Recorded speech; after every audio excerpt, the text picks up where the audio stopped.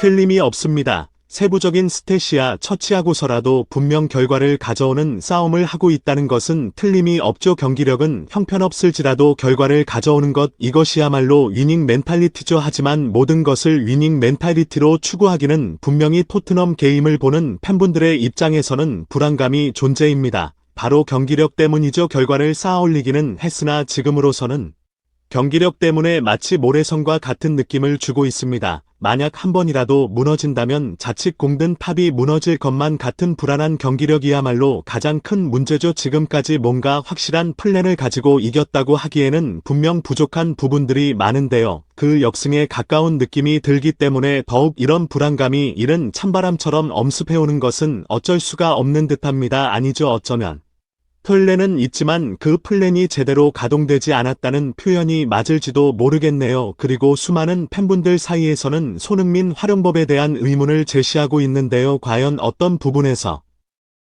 손흥민의 활용법에 문제가 제시되는 것일까요? 일단은 가장 먼저 손흥민 선수가 전반부터 내려 솔로 인해서 수비를 하면서 본인 특유의 장점을 못 살린다는 것이 부분에 대해서 많은 분들이 아쉬움을 토로하고 있습니다. 그리고 움직임 자체도 포드라고 보기보다는 미드필더와 윙백으로서의 역할이 적절히 섞인 느낌인데요. 그래서 손흥민 특유의 라인 브레이킹을 써도 적어지고 있고요. 또한 후반에 가서는 수비와 주문 볼백을 가담으로 인해 체력적인 조화로 스프린트가 줄어드는 경향성이 강합니다. 결과적으로 후반전에 가면 나오는 결론은 교체적 게시알리성이라는 아주 좋은 점을 영입한 만큼 토트넘은 손흥민을 히시알림성으로 교체를 하는데 거리낌이 없습니다. 물론 이것은 좋은 일입니다. 손흥민에게만 의존하던 토트넘이 대체 자원이 생겼다는 것이요. 그것도 히샬리 성급의 선수라면 굉장히 좋은 일인데요. 하지만 그렇다고 손흥민 선수의 활 방법을 절대로 지금 수준으로 내버려둘 수는 없습니다. 결국 토트넘이 원하고 또 팔아야 하는 것은 트로피이기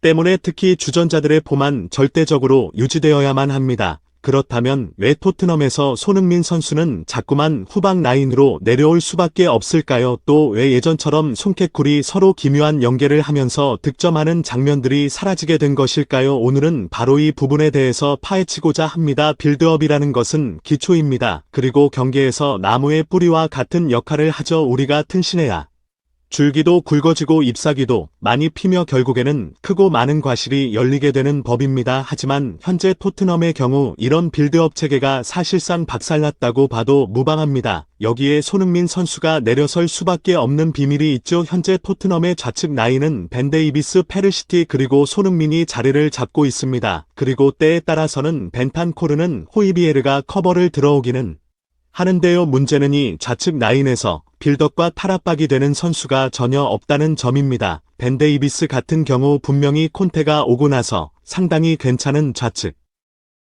스토퍼로서 성장을 했죠. 모든 부분에서 균형적인 발전을 하면서 분명히 쓸만한 선수로 변모를 했음에는 틀림이 없는데요. 그러나 문제는 벤 데이비스는 탈압박이나 빌드업이 되지 않는 선수라는 것입니다. 그리고 여기에 중앙 센터백도 다이어이기 때문에 더더욱 좌측 라인의 문제는 커지게 되는데요. 벤 데이비스와 다이어 보드 빌드업이 두지 않는 선수들이랑 볼의 전진이 지지부진하고 좋은 패스가 뻗어나오질 못하는 것입니다. 여기에 한 가지 문제가 더 추가가 되는데요. 페르시티와 손흥민의 호흡이라고 할 수 있습니다. 현재 페르시티 같은 경우 단독으로 본다면 분명히 세션형보다는 좋은 평가를 받고 있는 것은 맞습니다. 크로스나 순간 침투를 통한 슈팅의 역량을 순간순간 보여주면서 인터밀란 출신의 선수인지 증명하고 있죠. 다만 손흥민과의 호흡은 어떨까요? 사실상 셋은 용도 마찬가지지만 지금 페르시티 역시 손흥민과 연계는 거의 이뤄지고 있지 못합니다. 좌측 라인에 뿌리 가면 거의 다 백패스가 많이 나오고 있으며 공간으로 때려주는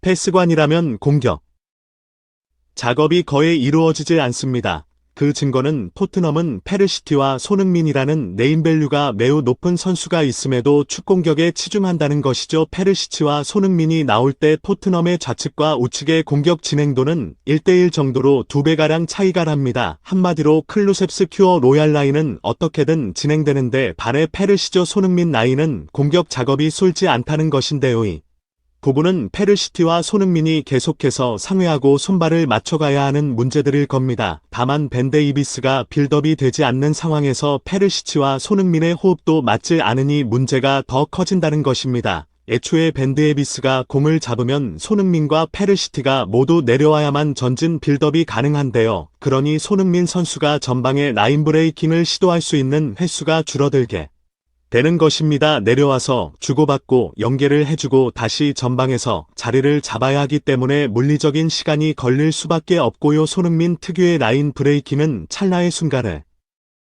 이용하는 개인 능력인데 이것이 나올 수 없는 이유이기도 합니다. 라인을 타고 들어가는 기회는 고소하고 2선, 3선 쪽으로 내려온 손흥민에게 볼에 연결되는 경우조차도 적습니다. 이래서 바스토니와 같은 빌드업이 우선 좌측 센터백의 영입 실패가 매우 뼈팠던 이유죠. 바스토니와 같은 센터백 한 명이 토트넘의 모든 문제를 해결할 없을 것인데요. 하지만 그럼에도 적어도 좌측 라인에서 손흥민이 지나치게 후반까지 내려오는 상황은 막을 수 있었을 겁니다. 왜냐하면 완전히 내려서기 전에 빌드업이 뻗어 나왔을 것이고 적어도 후방 라인에서 손흥민이 볼을 받는 경우는 줄어들었을 테니까요. 사실 토트넘의 3-4-1 전형은 빈백들의 역할이 매우 중요합니다. 단순히 윙백들이 윙으로서 공격하다 말해서가 아닙니다. 바로 투미들의 부족한 미드필더 숫자를 채우는 역할도 윙백들이 분산해줘야 하기 때문이죠. 문제는 우측이고 저축이고 중원으로 들어와서 빌드업을 진행해주는 부분에서는 현 윙백들은 강점을 가지고 있지 않습니다. 페르시티조차도 전진성 있는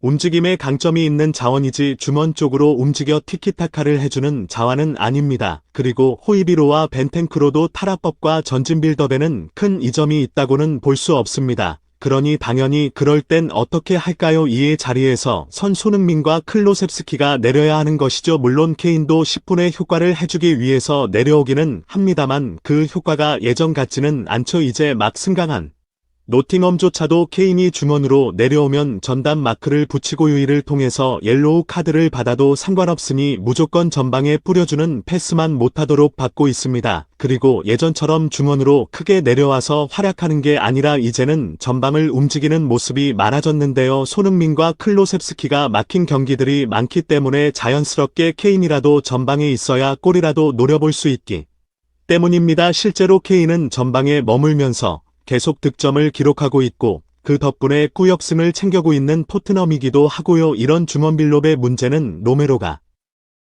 빠지면서 더욱 커졌다고 볼 수밖에 없습니다. 로메로의 부재는 토트넘에게는 나름 치명타였습니다. 그나마 후방에서 뿔줄기를 개설하고 전진시킬 수 있는 선수가 로메로였죠. 지금 대체 자원으로 들어간 산체스 같은 경우 후방에서 수비에 집중하기도 매우 바쁜 상황입니다. 그나마 다행이라면 그래도 수비에 대한 집중력은 보여주면서 상대의 공격들을 산체스가 막아내고 있다는 점이죠.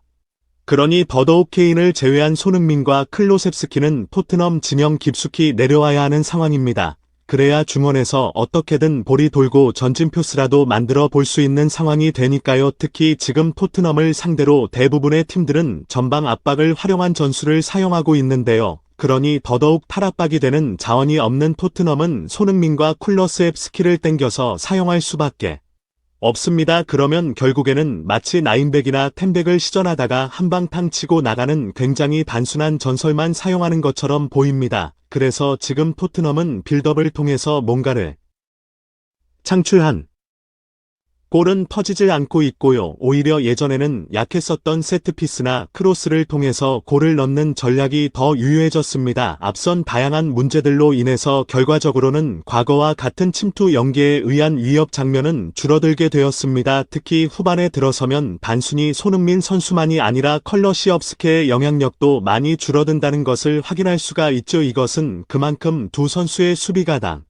중원 가담이 많아졌다는 것을 의미하는데요. 그리고 토트넘은 윙백에 힘을 쏟은 영입시장을 보는 만큼 후반 교체 타이밍에는 윙백 자원들이 많이 투입되고는 하죠. 그러면 결론적으로는 체력이 빵빵한 자원들은 좌측 윙백들이 되겠고요. 또 중원 빌드업이 되지 않으니 결국에는 사이드 침투 크로스를 통한 골 마무리가 주요 루트가 됩니다. 개인의 문전에도 등을 노리게 되는 것이죠. 또한 이렇게 체력이 빠지는 경우 아무래도 손흥민을 1순위로 교체시키는 방법론이 거론될 수밖에 없는데요. 어차피 중앙에서 침투 패스와 같은 빌드업은 나오질 않으니 전술적으로 활용 가치가 떨어지는 것이죠. 크로스를 통한 공격 방법이라면 히샬리송이 더 효과적일 수 있는 이유입니다. 일단 후반에 들어왔으니 체력적으로 위에 있는데요. 그러니 치달도 히샬리송이 더 높은 모습을 보여줄 가능성이 높겠죠. 어차피 중앙을 뚫을 수 없어 사이드 침투가 필요하다면 히슬리송이 더 효과적일 수 있습니다. 손흥민 선수는 어느 순간부터 라인 브레이킹과 푸드풀을 활용한